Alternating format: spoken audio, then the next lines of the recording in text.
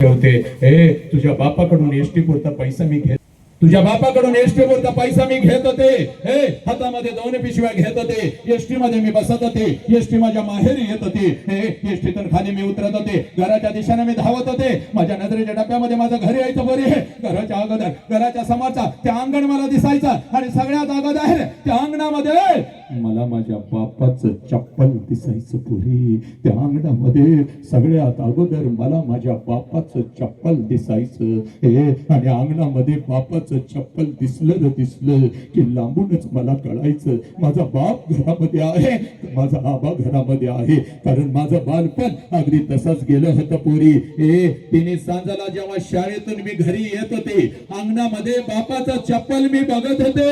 हे अंगणातूनच मी घरामध्ये शिरत होते आबा आबा आबा उद्या तुम्हाला शाळेत बोलवलंय आबा आबा आबा उद्या मला हे पाहिजे आबा आबा उद्या मला ते पाहिजे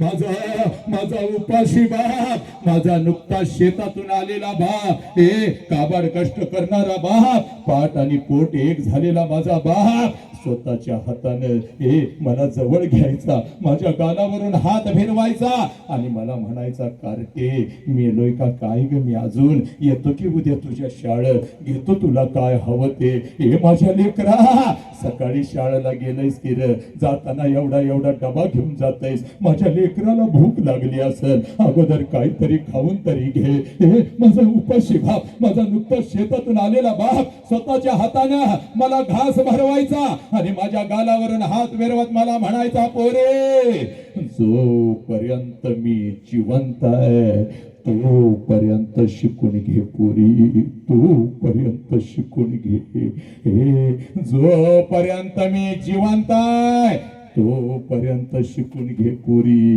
एकदा का बापाचा हात या डोक्यावरून उठला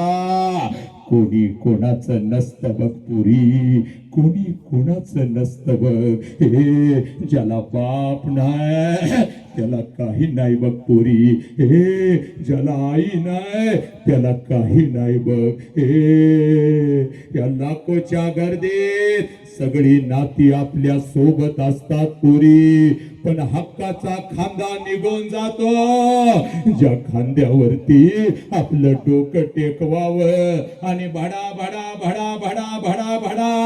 आपल्या वेदना आपल्या बापाला सांगाव्या हे तो बापाचा खांदा निघून जातो पुरी हे तो आईचा पदर निघून जातो कितीही मोठं झालं तर त्या पदराच्या आड लपावं